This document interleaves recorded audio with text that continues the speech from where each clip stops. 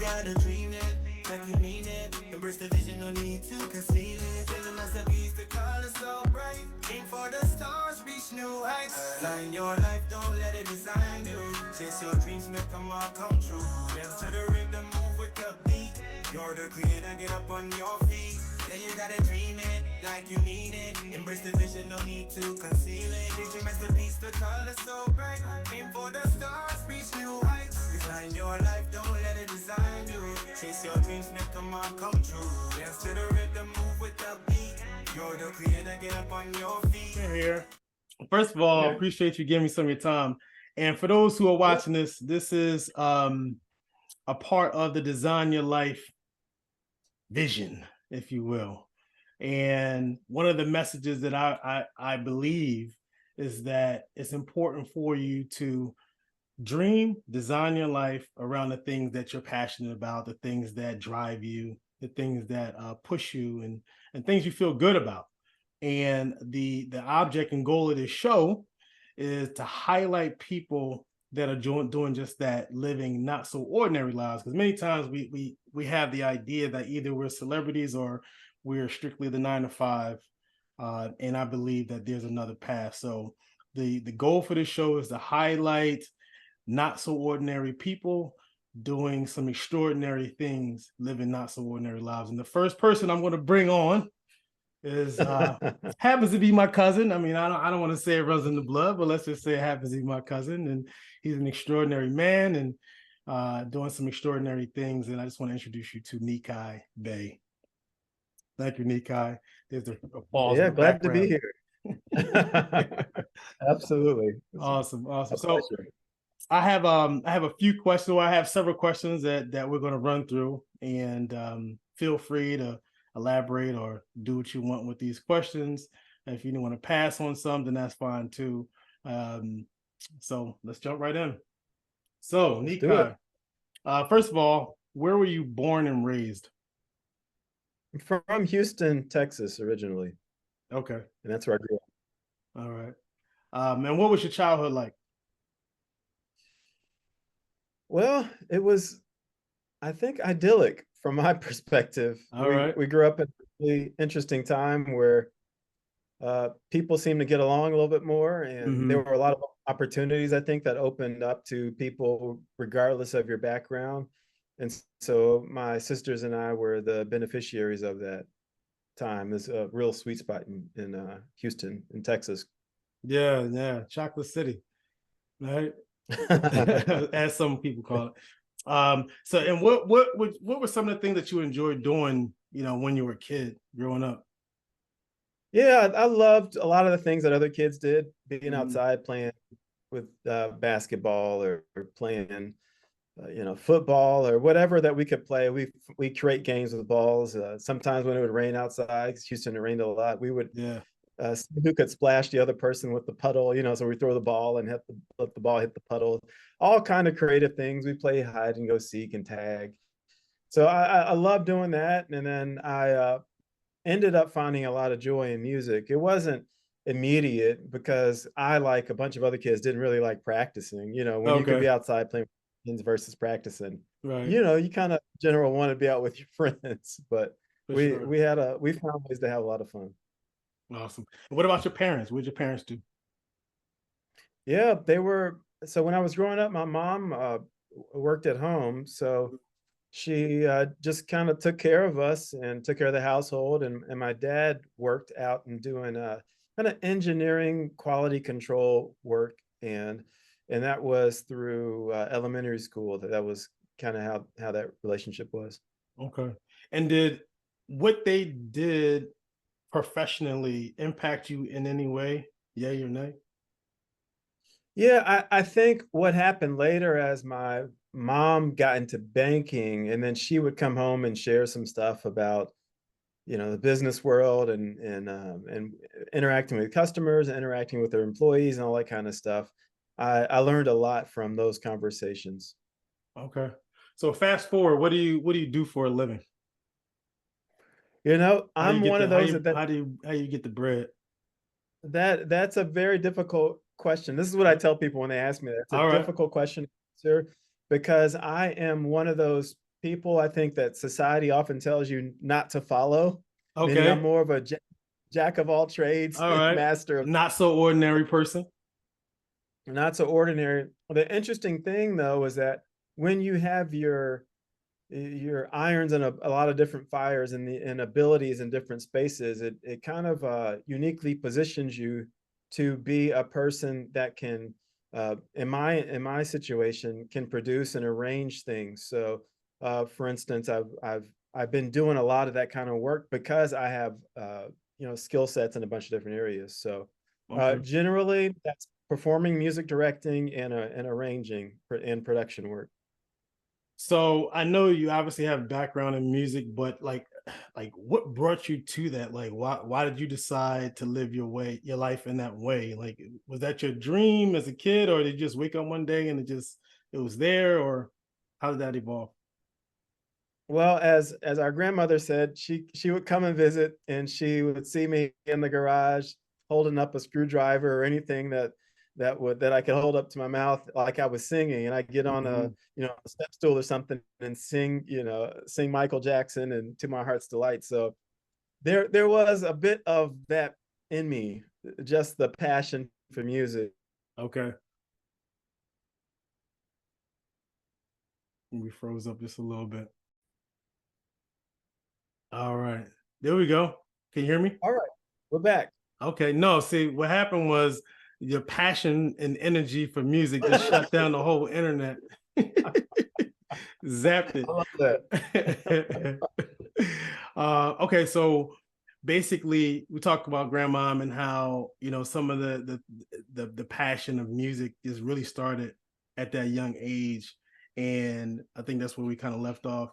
Yeah, she recognized that and helped me. When you're reflecting on your youth and later years, she told me about that. But I was also really fortunate that I grew up in an environment where we went to schools that were what they call magnet schools. And Okay. so honestly, my friends were in the school and we just kind of went, I guess, up the path, if you will. So the elementary was a magnet school, the middle school was for music as well, and then the high school was for music. So it felt very natural. It really wasn't, I didn't feel so intentional. It just felt like I was going with the flow, if you will. Right. Well, it's okay. So it really started as a kid and just that natural interest for music and Hmm. just naturally flowed. And obviously, my aunt, your mom, and your dad had something to do with in terms of the schools that you were going, that you were actually attending. Because it doesn't sound Yeah, like these weren't like normal public schools that you were just assigned to go to in the neighborhood, yeah. or They were they they? were so they were normal public schools, but we weren't in, they call it zone. We weren't zoned to the schools that we went to. Right. So my mom did have to fight a little bit to get into those schools. And what's funny is I don't know, 3 or 4 weeks ago I was emceeing an event in Houston, and the music or magnet coordinator from that school when I was when I was in elementary school was at the event, and I saw her, and her name is Miss Oh. Hendricks, and I gave her a big hug. And my mom my mom was in attendance at the event too. We were celebrating the retirement of a teacher, Mhm. and she's like, you probably don't know this, but that's the lady that I fought with to get you into Oh school. wow. And here we are all these years later, and I'm hugging her. We're taking pictures together. So Wow. it's life can be that way sometimes. It brings it full circle. That's interesting. Interesting how it kind of goes. So the next thing I want to jump into is goals. How did, like, obviously you're doing what you're doing today, and it's kind of hard to capture and describe, but how did goals um come into play when it comes to just your progression and where you started to where you are today? Yeah, I'm a big, I know some people set about with like really specific life goals. Hmm. I think my life goal is growth. That's the Okay. thing that has held me. And I just got, you haven't seen this. It just came in the mail. I'm not sure if you can see this now. It's Okay. an Emma Make It Better sticker. These are my first ones. Okay. All right. And and and that's really, I'm so happy about that. One of my friends, Tony, is like really pressed me to make this happen. Yeah. But I try to focus on growth goals really, and I found that that's been what's really suited me well. I often don't pursue money. And I guess I can say I've been fortunate that life has met me with opportunities, but I try to focus on improving my character, and I focus on developing the necessary skills, business skills, communication skills, Mhm. my awareness of life and personalities. I'm big into understanding people. And but that's I would say more of my goal has been around that. Now, at least right now, when I was let's say in my mid-20s, I really wanted to get good at music directing, playing piano, Mhm. and those sorts of things. So I went to school specifically for that. Right. But in general, yeah, my goals are often oriented around personal growth and just making it better, how to get better in general. I love that. So, for you guys out there, I'm familiar with MIB, and it's an awesome concept when it comes to just making it better. It's very simple, but it's a powerful concept. Now, okay, so we talk about goals a little bit. When you go down what would be considered a non-traditional path, right? There has to be some level of like confidence and belief that you can get it done. So where did you get the belief, and how did you get the confidence that you could go down this untraditional, non-traditional path and be successful? Yeah, I think part of it is actually resistance that I feel going down paths that are, I suppose, quote unquote, more traditional. Mm-hmm. And so in that way, I'm basically, one of my teachers, one of my yoga teachers called it going through the open doors. I like that concept because basically it informs me, like a lot of times if things are too rigid, well, consider the path where it might not be rigid, and Mm-hmm. consider what that look like. And so I've taken that on, and life has met me with, I suppose, opportunities going that way. But I'm a big believer too, obviously, in the growth idea of awareness and self-awareness, and awareness of what lights you up and what doesn't, uh, and awareness of what drains your energy and what gives you energy credits. Awareness of spaces where you lose your sense of self and lose sense of time, Mm-hmm. and other spaces where you're counting every second. It feels like, Yeah. I think all of those are telling of kind of how we're wired and what we are to do in the world. So a lot of self-reflection. A lot of self-reflection. I do write quite a bit. I engage coaches, kind of like people do in the sports world. I engage those coaches in my own life as well, and I have regular accountability and conversations with friends and people around me to help move me forward. And so I've found like that community and that reflection and that the self time as well has helped me to be able to find a path. Okay, so let's jump into that a little bit more. So when you shared, I guess, whether it be with your parents or friends, people that I'm certain people who have an in quotes 9 to 5 job, right? So when you shared your path, what kind of feedback did you get? Because again, you've got from a money making standpoint, you've chosen a path that's kind of difficult to describe at this point. So what kind of feedback did you get back from the traditionals, if you will, in terms of what you've chosen to do? At the time, and just to be clear, at the time that you were like really starting off, not at this point, but kind of in the beginning, if you will. Yeah, from the first job that I had in high school, it was a job that was created. So Okay. and then the jobs that I had after that, they were often jobs that were created. So I've often, even in the more traditional kind of jobs, they've been, I guess, kind of new things. So Mm-hmm. I guess I'm a kind of person too, where if sometimes if you're not causing problems, people don't really care how you get it done. Yeah, yeah. So the fact that I was just getting it done, nobody was saying, "Oh, what are you doing? Are you sure about that?" Okay. My life, I just haven't met a lot of that. But part of it is, like I said, because I've just gotten it done. I haven't really caused a ruckus anywhere, Yeah. and and that's it. And then sometimes when I see opportunities, I've been intentional about saying, "Hey, do you think I could do this with you guys, or I'd be happy to do that for you. Or, sometimes it's looking at places where people need help, and I'll go and ask them if they need help. And that's just kind of how it's been compared to filling out a bunch of resumes and submitting a bunch of applications. I've tried that at times in my life, and I have not. It hasn't met me with a lot of success. Okay. I know that might sound strange, but I've had more success with jobs that weren't on the radar. Right. So with going to people and saying, "Hey, you need help in this space," I'm happy to do that. Right. Or a relationships where people know I have a skill set that could help someone else. I've had a lot more success with that. So it sounds like a lot of communication. It sounds like a lot of relationships, and then kind Big of believer. Yeah. Okay. In So relationships. go ahead. You want to speak to that? Yeah. I'm a big believer in the power of relationships, and I think, they say that you're the average of the 5 people that you spend the most time with. So you can look around, you can see, how are the people around me doing? Yeah. Who are they connected with? Are they moving up the path, or are they kind of staying the same, or are they going down? I think I think we kind of by default end up being who we're around. So you surround yourself with people that are moving forward in life, then you might find yourself moving forward. You surround yourself with people that dare to push back, or people that have great values, or people that are, even fantastic at basketball, let's say, for instance. You might find yourself in a lot of basketball spaces. I think it applies to, it applies broadly to life. And I've just had a lot of success, with that approach. Nice.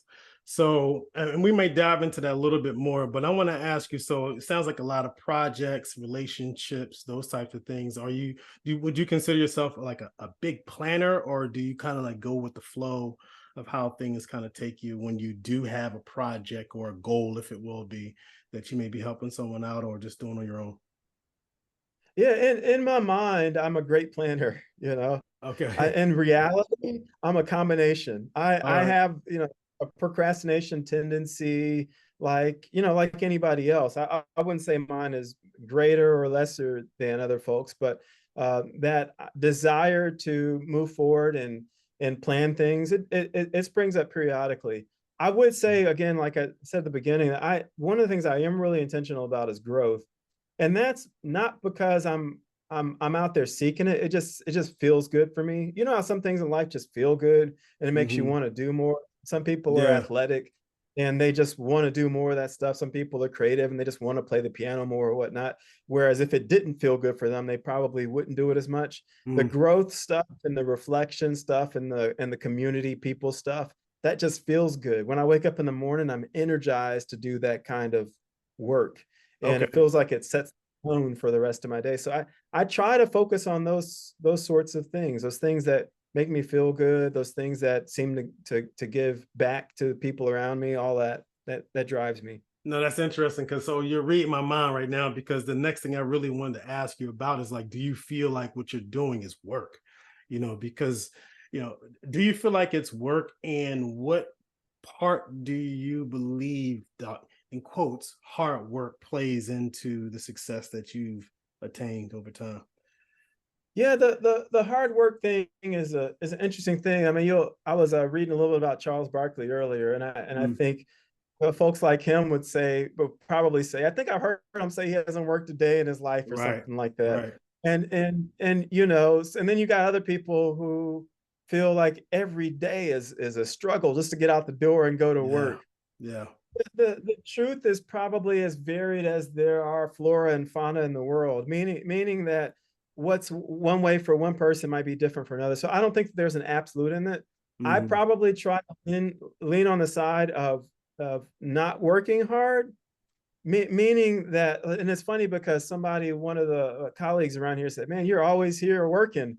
I think the concept is, if you put yourself in beautiful spaces, then it seems like you lose sense of yourself and you lose sense of time. Yeah. And Charles Barkley talks about that. I think that's really what he's talking about, is that he's in the space where he's in flow.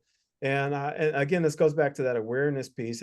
this is something I wish for everybody, that they would come to enough awareness in their life of the thing, and that the universe would meet them with opportunities in which they could flow, in which they could, the stuff that they're doing would feed their soul so much that it's not just like this grind or this hustle or this thing. I'm not a big fan of either one of those words. They sound like work to me. Right. Grind and hustle and all that. It sounds like it's itchy to me. Yeah. So there's no doubt that even in the stuff where there's flow and joy and all that, there is certain times a disciplining of the mind, meaning that I in my mind know, okay, to really get to where I want to be, I might want to go hang out and do something else, but to really get to where I want to be with this thing, I might need to just set aside 2, 3, 4, 5 hours just to get this thing done. And you got to have that conversation with yourself as well. I'm not discarding that. That is absolutely my reality. But in general, I want to wake up. I think Steve Jobs talked about this as well, the founder of Apple, in that, if he woke up too many days in a row and didn't enjoy what he was going to do, then he'd change what he was going to do. And so I kind of live by that as a mantra.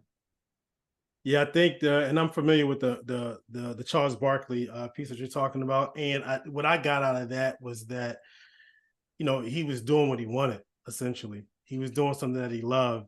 He says that, he never had a job, Right.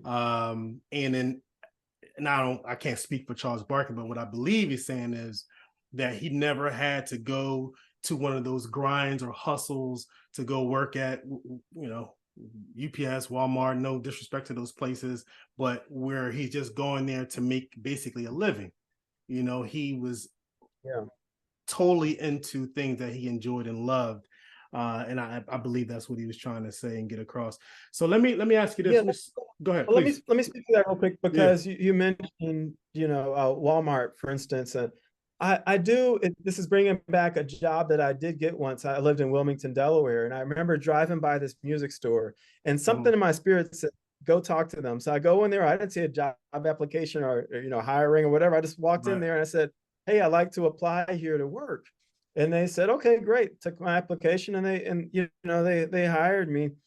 And then at some point in that experience, I realized it was time for me to go to the next level. It was time for me to go, let's say, it was to leave there. I'm not quite sure if I had the clarity of mind that I was going to go to graduate school, but I'll tell you, I think it's the only job that I cried leaving. And this is to the point of people that work at Walmart or, any kind of store. Like when you're in flow and when you're in a good space, and even at the Walmart type, I love doing that job at a music store, which quite honestly, it wasn't much different than if I were at Walmart, except it was in music, and I was helping people find music as opposed to groceries or as other things.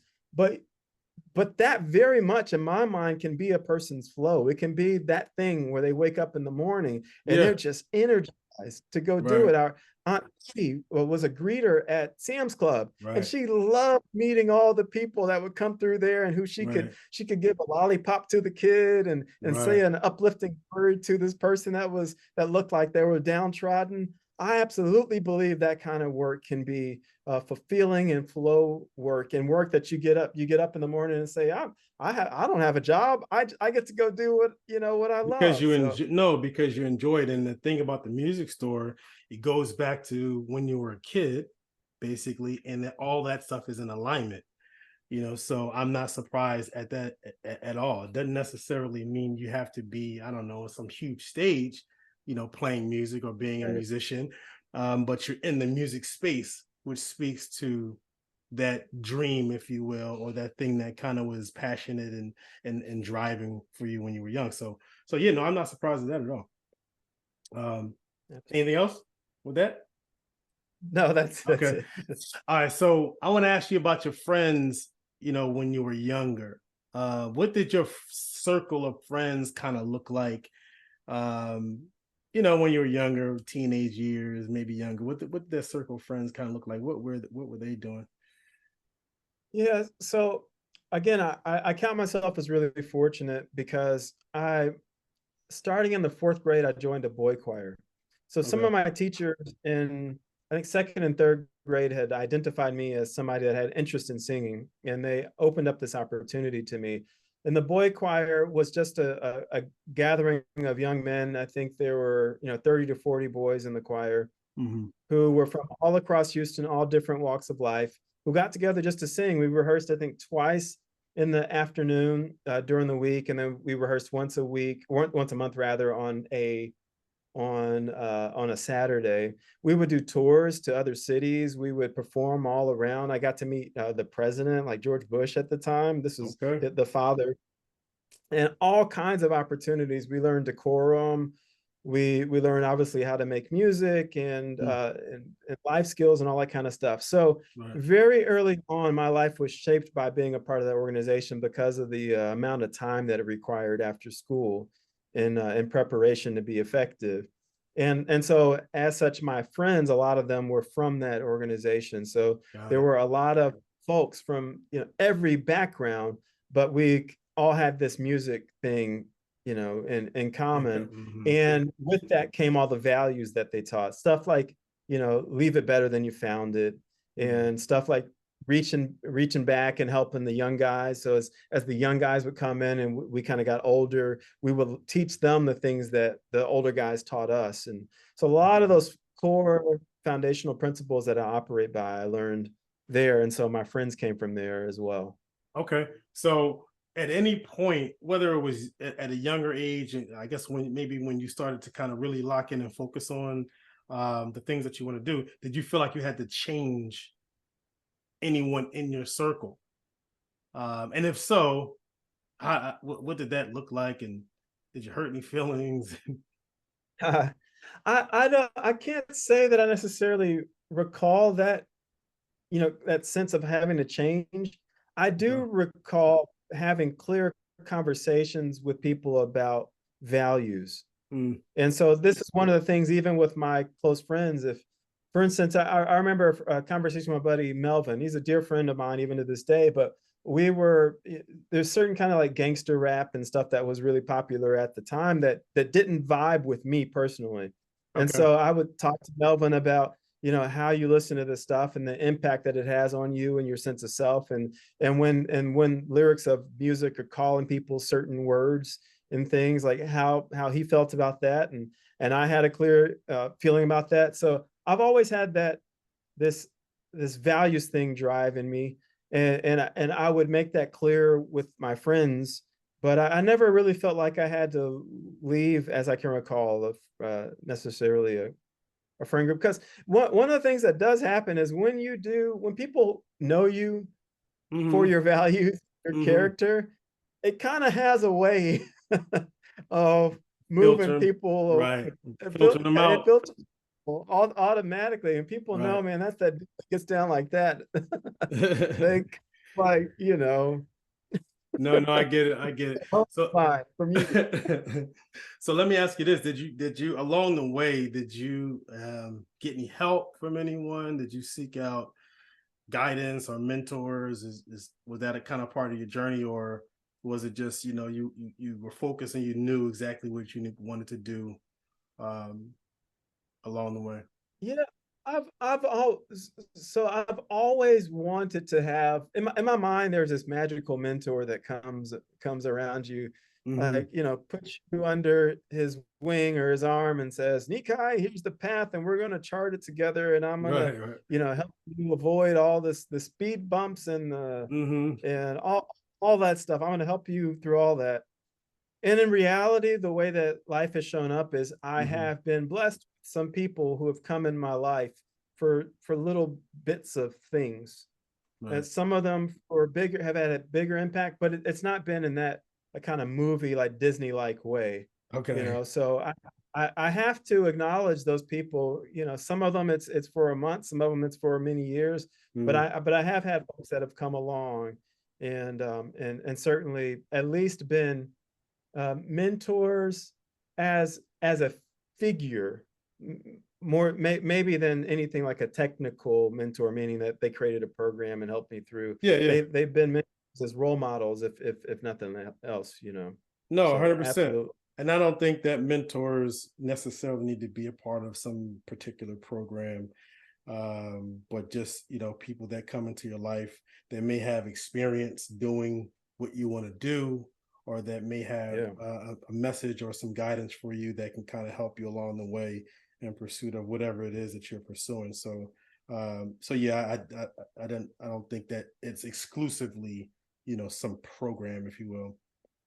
Yeah, and I think it's important too, as one is going down the path, to identify not just people that are doing, the doing, let's say, a job Mm-hmm. per se, but people who have the values that you're looking for. So Okay. there might be somebody that's just a sharp dresser. Yeah. They just get that together. You might say, man, how do you do that? Right. Or there Right. might be somebody that's just naturally kind and generous. And you might say, how do you stay in that mindset? How are you so generous? How do you always have a smile on your face? Yeah. So I'm that kind of person that, not necessarily saying, oh, this person, I want to be an engineer. That person's an engineer. Let me go study with them. Let Mm-hmm. me go see if I'm also curious about the people who have figured out these different elements of life, Mm-hmm. and curious to pick their brain and to see how I can learn from them. So I would call that very much a part of my, like, kind of mentoring programming as well, and what I sought out in life. Yeah. Well, first of all, I think that that's powerful because by all means, life is not just what you do, whether it's a 9 to 5 or if you choose to be an entrepreneur.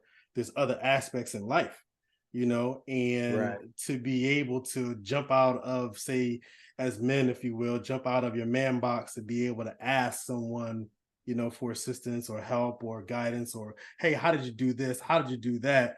That may not have anything at all to do with what it is that you want to do professionally, like whether it's dress, whether it's eating, whether it's working out, those type of things. So I think it's powerful to be, some may say, vulnerable enough to ask those types of questions.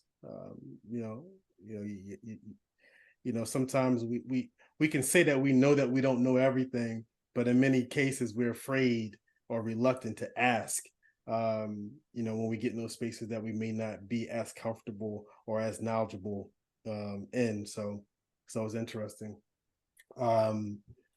So let me switch gears real quick, and then after this we're gonna take a break, because see, what happens is when you have the Zoom, the non-pro Zoom, they give you 40 minutes, So we're gonna take a quick break and then we're gonna jump back into it. But I wanted to ask you, what does a day look like for you typically? A day in a life. Yeah. Yeah. I try to go to bed between, I go through phases. It's between 9 and 11 generally. Okay. Right now that I'm in is I'll often do a little bit of reflection and do either some yoga, some yin yoga, which is just deep stretching, Mm. or some meditation. And I'm really big into dental health right now, All because right. I understand that my family has a history of periodontal disease. So I make sure every night, there you go, to brush and to floss. So I brush, floss, and I have these other little brushes that go through to make sure. So if that's a thing that's in your family, you can look at the older people in your family and see if they have their teeth or not. If they don't have their teeth, then you need to be doing that work when you're young. Please do it. You don't want to walk. You don't want to be 60 years old with one of these, right? You're missing a couple. So a lot of the stuff we're talking about might be considered a little bit heady or up there. That is a very practical thing. If you want to keep your teeth, do this every night. So that's how I end the day. And then I wake up in the morning, and right now I'm in a flow of starting what I call morning pages, and Okay. that's just some time of reflection. The true process is 3 pages, handwritten, with stream of consciousness and no editing. Okay. So that's generally what I do, and then I'll balance that out with some yoga in the morning, and then set my intentions in terms of what to do, and then kind of get to work doing that. So real So quick, with your morning pages, when you say stream of consciousness, no editing, just plainly, we're talking about you're just basically writing. You're just just writing. whatever's coming on Yeah, your mind. Mhm.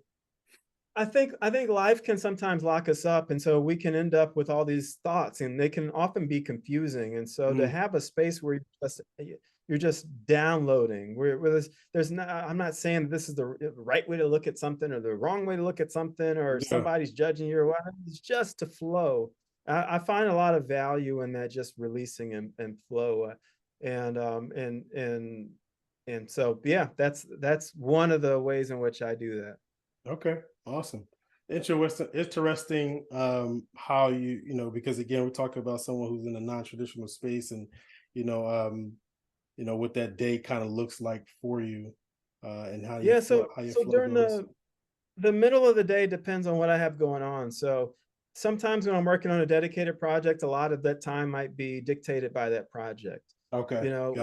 When I'm not, then I'm trying to keep in mind the whatever I want to achieve over this period of time. And sometimes it's easier. I don't want to make it sound like I'm a master of discipline or master of time, but sometimes it's easier than not. I do know the spaces that fill me up. And so even when I don't have everything figured out, I try to return to the spaces. So like, for instance, I'm in my studio space right now.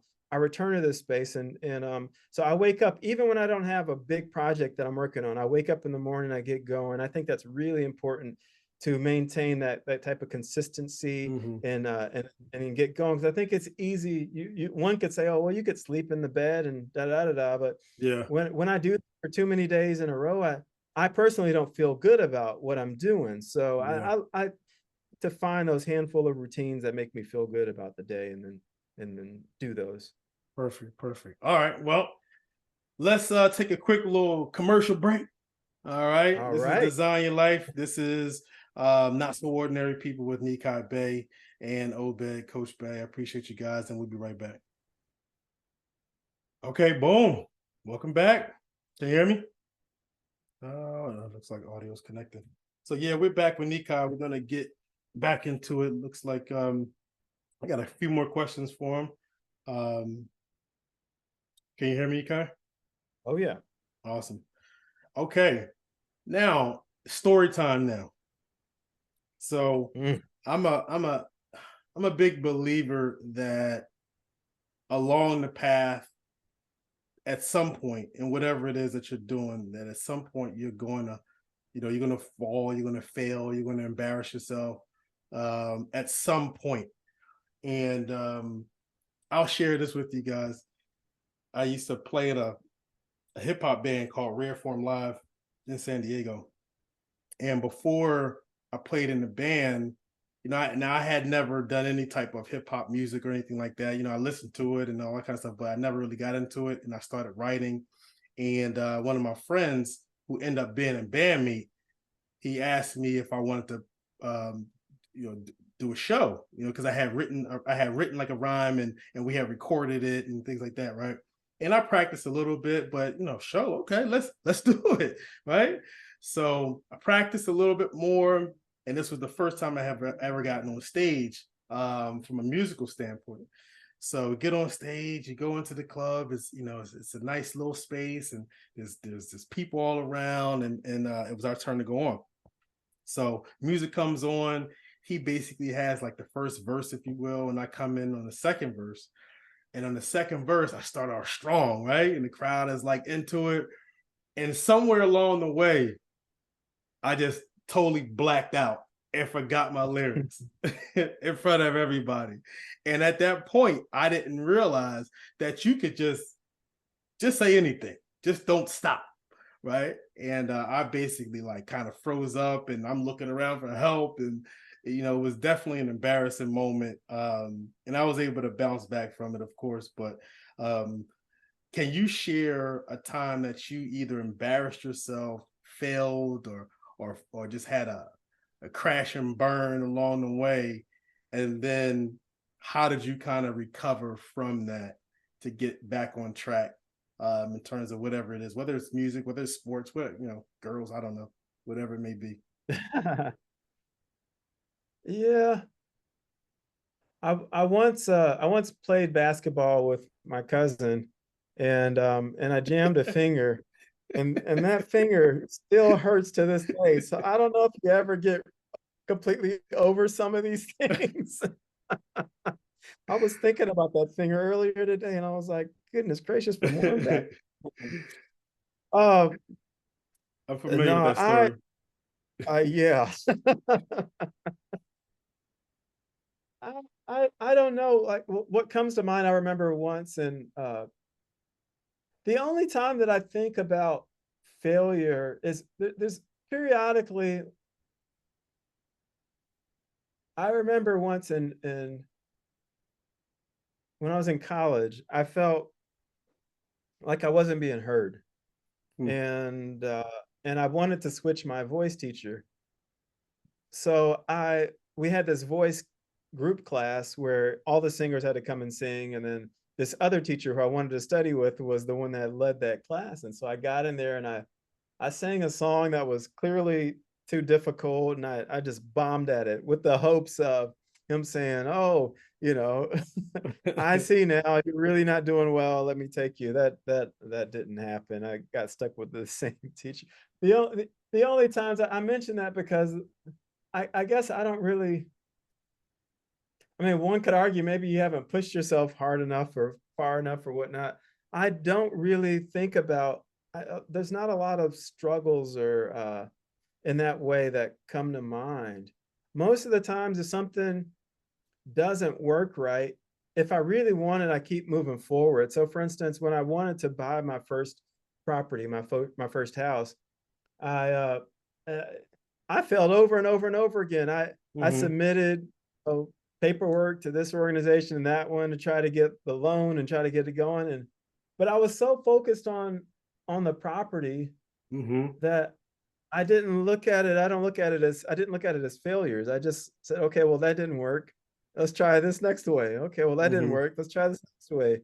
I was so Right. committed to it that I didn't feel like I was failing. And I think that's kind of been the story in general. Is if I'm in a space and it's making me feel bad, like Hmm. I'm doing it and I'm failing at it, it's making me feel bad, then that's probably a comment on that thing Yeah. more so me than it is about me and that and being a failure. It's like, okay, well, maybe that's not a space that you want to spend time in, or maybe there's not people you want to spend. So if that's with, girls or relationships or business stuff or you name it, I tend to say, yeah, that's a sign that I should not be here, Mm. with these people in space doing that thing. And so generally I pivot. I like to linger in beautiful spaces is what I call it. So I don't Yeah. like to stay too in that kind of stuff. And I generally, you know, move on. It's interesting because what it feels like is, and I use the word dream a lot, but what it feels like is, you know, you first of all, you take what people may call as failures as an opportunity to learn. Let's just say when it came to, purchasing the home, you were really focused on, it was something that was driving you, something that you Right. just felt like, what, I gotta get it done, I'm going to get it done, and nothing was going to stop you. So those bumps in the road weren't necessarily bumps in the road that were going to stop you, but they were the bumps in the road necessary to learn, so that you can Yeah. continue to move on and get to your destination, basically. And I think that basically revolves around, the dream, or the thing that's passionate, or the thing that's driving you. And the message to many, for me, is that, you may not necessarily know exactly how to get there, but if it's something that you feel good about, like you say, or that's driving you and pushing you, that is not necessarily the failure, it's just a part of the process. One of the things Right. I always say is that, failures are just steps on the road to success, or on the road to purchasing that home, or on the road to, you know making sure you know how to hit your jump shots, or whatever it may be. You got to miss Yeah. those baskets along the way. And if it's a beautiful space that you're lingering in, the first time you have a bump, you're not going to look to go elsewhere, if that makes sense. Yeah. Yeah. One of the guys that I reach out to periodically, and I do think it's important. A lot of people kind of seem to want to do this thing alone. I'm a big Mhm. believer in why not reach out to people who've been down the path, who are elders, who have seen what you haven't. There's no reason you got to learn every lesson on your own. Well, so one of the guys that I reached out to, I remember a situation I was in. This is like 3 or 4 years ago. where there was an organization that owed me thousands of dollars, and they just decided they weren't going to pay me. They were just going to walk away, and they were a massive organization. And so I reached out to a buddy to see how he would approach this, and he had an interesting thing that stuck with me, and it's just a simple phrase: the cost of doing business. And I think we so often want the road to be, clear, and a lot of times we'll think, well, I did the right thing and I did all these things, and see, it still didn't work out for me. There's this untidy part about life that, maybe we don't want to always honor, but it's there. And then sometimes you can do everything right. You can dot every I and cross every T, and there's still what my buddy calls the cost of doing business. And one of those things is that the cost of doing business, I think he also called it the price or the cost of education, because from most of the situations, we end up learning something about the other people that we're working with. Perhaps we learn something about ourselves. We learn something about how to, let's say, rearrange our relationships or expectations. We have there's a lot of I think good stuff that can come from the stuff that are quote unquote failures and whatnot in life. But I like that phrase, and it also takes it from being personal. And this is one of the things. I was reading an article the other day about Tim Cook, the current CEO of Apple. And when he started after Steve Jobs passed, people would come to him and they would say all sorts of things. And he started to realize that he could not carry the mindset that he had forward. It would not serve him in life. And so he realized that how to make a distinction between the things that people were saying and stuff that was actually personal. And then he realized that the vast majority of these things that people were saying, they weren't actually personal. Does it make sense? So a lot of us want to take in all these things that are happening in the world as if they're an attack on me or an attack on you or that kind of thing. When a lot of it is just like, that's just the world. You happen to be there in that spot. It's not like that person, most of the times I think, it's not like the person woke up in the morning and said, I'm going, you know what I'm going to do? I'm going to find Neeki and I'm going to make him have a crappy day. I personally don't believe people are wired that way, because why? Because it takes too much energy for them to think about you when they're thinking about themselves. Obviously with some exceptions. There's psychotic and manic and that kind of stuff. I'm not, denying that, but the majority of people aren't that. So I think it makes sense to really look at it for the education cost, look at it at the cost of doing business, look at what you can take away, look at it as a reflection on, do I want to spend more time and break through this stuff? For me and the real estate stuff, I did. And I'm really glad I did. And it has served me and it energizes me even to this day. So that's kind of how that stuff works in general in my head. Got it. So I'm curious to know what you feel about regrets just in general. If you have any, that you wanted that you could speak to, but just I'm curious what you feel about regret. Yeah, one of the things I took from Jeff Bezos is this concept of regret minimization. And so the core of that is to kind of transport yourself to, let's say, the 60, 70, 80, 90-year-old version of yourself. And then you look back and ask yourself, would I have regretted taking this opportunity? And so when Jeff Bezos was in New York and he had a great job, he had this opportunity to go start this thing that was just a hunch, which would end up becoming Amazon, obviously.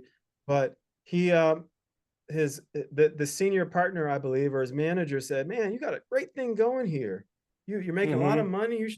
He was like, oh, but this thing is calling me, and I would regret not taking that opportunity." So that's what he did. And I find a lot of people that are frustrated are often frustrated in situations where they have power, where they actually have choice, but they're so afraid of losing that, kind of like the comfort that comes with all the other muck with the situation that they don't go. And so I don't have tons of regrets. Sometimes I'll think to keep it really real, there might have been a cute girl that I was too afraid to ask out when I was young or something. It's, that would cross my mind later. It's like, man, I really wish I had the confidence to go talk to X, Y, Z, or, whatever. But in general, I try to pursue the things that energize me, and try to be conscious about not letting the fear of being uncomfortable keep me in this place, especially if I'm excited about something, or if I'm unhappy with the current space that I'm in. I will let it go to be able to move forward to a place of to what I think is a better place. Nice, nice. Okay, what do you do for fun? What's fun for you? I love to travel. I love languages. I love meeting and interacting with new people. Mhm. It's fun for me to give back too. So, I've worked many years with the boy choir, even after I was a young man in there, and then helped out there. I love spending time in the garden and outside. So a lot of outdoor stuff. I love family Mhm. time and community time.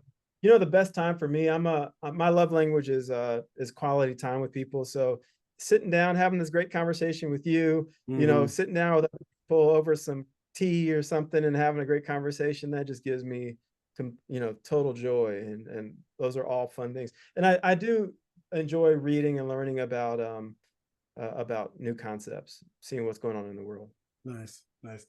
What, if anything, well, let me ask you this. What do you think, or how important do you believe it is for young people to dream?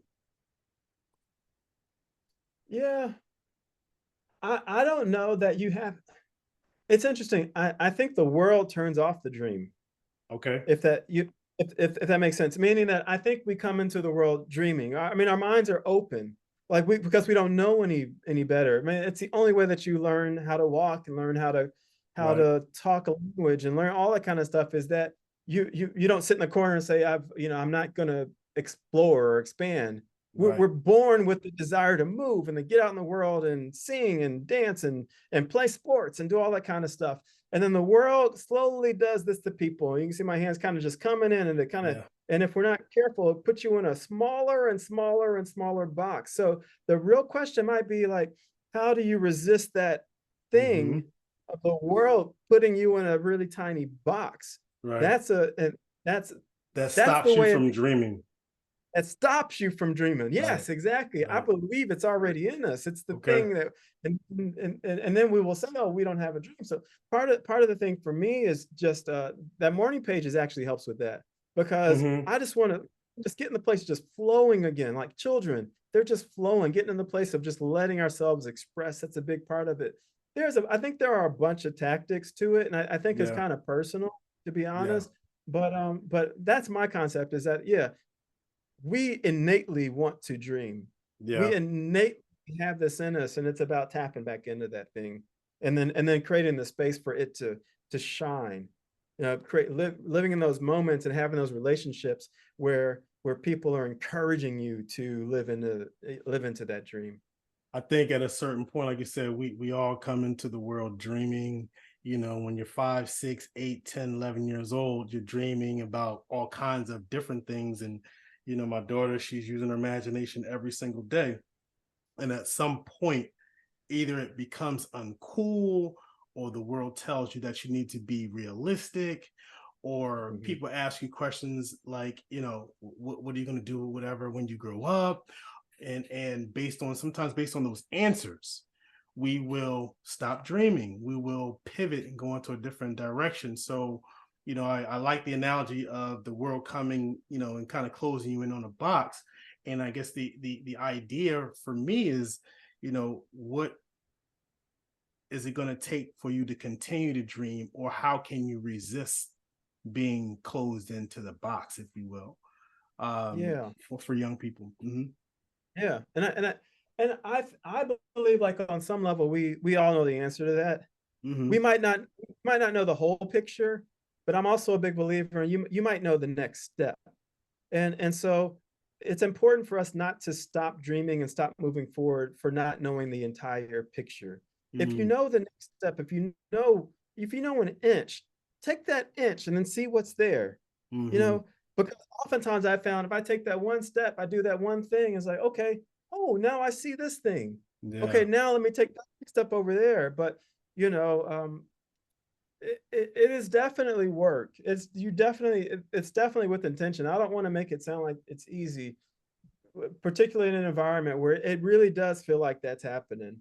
Yeah. I will just note though that the people that a lot of times the people that we admire are the ones like even Martin Luther King's coming to mind. I have a dream. Like he was a adult man saying, I have a dream. Right. You know, Right. people that we follow, like the Steve Jobs, I mentioned him earlier. It's a dream. Like all these people I mentioned, Jeff Bezos, it's a dream. Like we could go to Colonel Sanders, and he had a dream. He was like 70 years old or 60 years old, and he had a dream about, you know, a chicken recipe in a restaurant. And so I think the dreams, you know, I think Maya Angelou talks about this as well. It's just staying in touch with that place in our lives. One other thing, I have this guy. He was speaking last fall, and he said he goes around. He spends his days going around gathering beauty, and I think that can be one of it. I mean, so you have to ask yourself sometime: am I gathering junk or am I gathering beauty? Start gathering beauty, and when you gather beauty, oftentimes I feel like it causes you to want to gather more beauty. And the dream is beautiful. Like it makes you want to go down that path. But if you're gathering weight and gathering junk and gathering people's problems and all that kind of muck, your mind doesn't have space to dream. So you do have to set your intention a little bit differently. I think with those people that feel like there's not a dream, there's some of that in it. So for the young person, or, you know, not so young person that has a dream, they have a dream, they have a goal, but it feels like it may be a little too big for me. It may be something that I'm not sure I can accomplish. What do you say to them? I say two things. Like I said, take the next step and then surround yourself with accountability. So I'm a big believer in that people move forward better when they're in community. We're born communal people. We do well in communal environments. Set up an accountability partnership, set up a friendship or some type of relationship that you're accountable to that will help you to move forward. Somebody that that you can throw stuff off of. They don't even have to be an expert in the space that you're wanting to do, but just that little communal support will be big. So I think that helps to deal with some of the resistance, and I think taking that next step. Just one step. You don't have to take 5. You don't have to run a mile. Just run down the street. If you run down the street, run out the next house. You know what I mean? Like, get started. Just take the next step. If you can't run, just walk. Walk around the block. Right.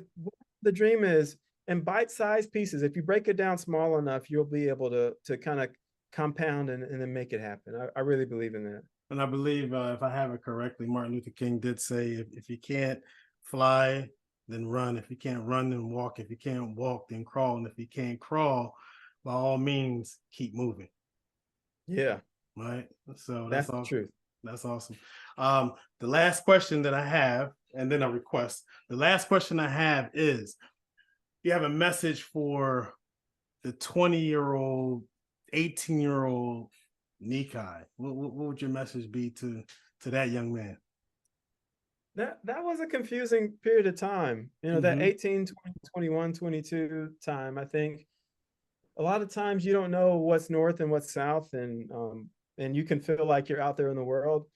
And I think if you look at religious traditions, and if you look at the journey of people that are in that age group, it's often like a wilderness time. And I will say this, that we might desire to move from those wilderness times. But wilderness times are part of life. Okay. So learn to embrace them. I think that's one of the things that if I could tell myself that, I would say, you haven't been uniquely set apart to have these troubles or these struggles. Right. This is a part of the journey. Okay. Right. So it's not like you singled out and like, I'm gonna give Neeki all the crap. Right. You're special, but you're not that special. Exactly. So that's just a part of life. Okay. I would tell myself, just take the next step forward. You don't have to figure out this whole thing and put that burden on your shoulders of like, I have to be the guy that has it all worked out and figure it out. No, just take the next step. Take all the pressure and all that stuff. I think that if I remember, there's a lot of pressure. It's a lot of, I got to figure it out, and I got to figure out the one thing that I'm supposed to do in life. Right. For me, I'm not wired that way. So throw that thing out the, somebody else is wired that way. It's beautiful, not me. Yeah. So just actually just taking it easier with myself and being kinder to myself in that time. That's probably what I would have wanted to have known in that period. Nice. Well, first of all, I just want to thank you. I appreciate you giving me your time, and I love you. I'm very proud of you for all the things that you've accomplished, and and all the things that we've done over time. I really value. You talked about accountability partnership, and for those who don't know, we've been in accountability partnership for, I don't know, it feels like 8 years now or something like that. I forget. August of 2015. Yeah. Yeah. Wow. It's crazy, and the time goes by. So that's been extremely valuable for me. But the idea of this show is to highlight people that are doing extraordinary things, that are what I would consider not living not so ordinary lives, that have been designed around things that they enjoy or that drive them, and may not necessarily be in the space of what people call as realistic, and you're thriving. So this, hopefully, whoever watches this can benefit from it. It's not about, and not to say that there's anything against celebrities and things like that, but there's so many extraordinary people that are doing extraordinary things, that are not within the realm of what may be realistic, and they've taken the chance to follow their dreams. And despite whatever the naysayers and the dream slayers have to say, they keep moving and they keep pushing forward. So thank you so much. I appreciate it, Neeki. And the request that I have is, in my experience, not so ordinary people living not so ordinary lives know other people that are living in that same way. So if you don't know it now, maybe you can suggest or refer someone else that could share some of the things that you shared, for someone, or for all the people in the world that are watching this, and in the world and the universe. If there's someone that you can refer, we'd appreciate it. So is it your intention to ask every guest on at the end to request that they bring somebody next, like the next person on? Well, not necessarily. Go ahead. Let me say this, because I've never heard of that. And I Okay. actually think it's a really cool concept, and somebody immediately popped up in my mind. Okay. So that might actually be a very interesting path to No. to getting your next. No, for I've sure. never heard of that. No, for sure. It's definitely the idea. And let me you talk about mentors, and I believe that, I say Dana Lamont, he's a speaker, and here in California. He's also, I believe, a retired judge. He's blind, and he's a phenomenal speaker. He doesn't really know me from Adam, but I consider him my mentor. And I say that to say, when I was thinking about doing the show, I was watching podcasts and things like that, and there's a podcast that does something similar to that, and I thought that was cool. So there's nothing new in the world, I don't believe. I think we just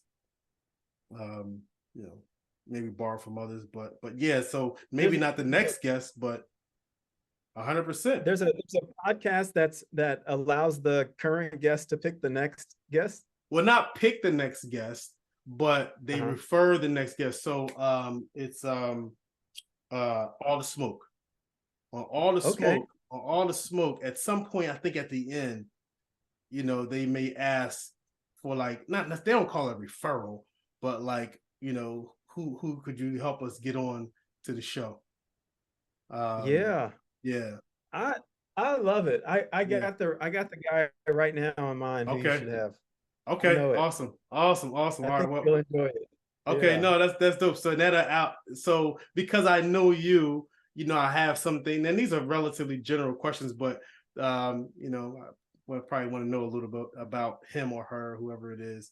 But we'll check that out offline. But just wanted to give you some flowers, let you know that I'm proud of you. Thank you for your time and the beautiful messages and the sharing that you were able to give today. I think it's awesome.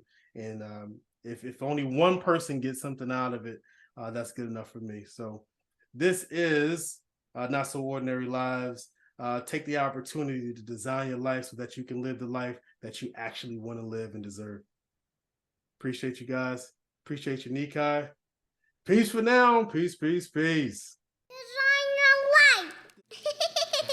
You gotta dream it, like you mean it. Embrace the vision, no need to conceal it. Feel the masterpiece, the colors so bright. Aim for the stars, reach new heights. Align your life, don't let it design you. Chase your dreams, make them all come true. Dance to the rhythm, move with the beat. You're the creator, get up on your feet. Yeah, you gotta dream it, like you mean it. Embrace the vision, no need to conceal it. Vision masterpiece, the colors so bright. Aim for the stars, reach new heights. Design your life, don't let it design you. Chase your dreams, make them all come true. Dance to the rhythm, move with the beat. You're the creator, get up on your feet.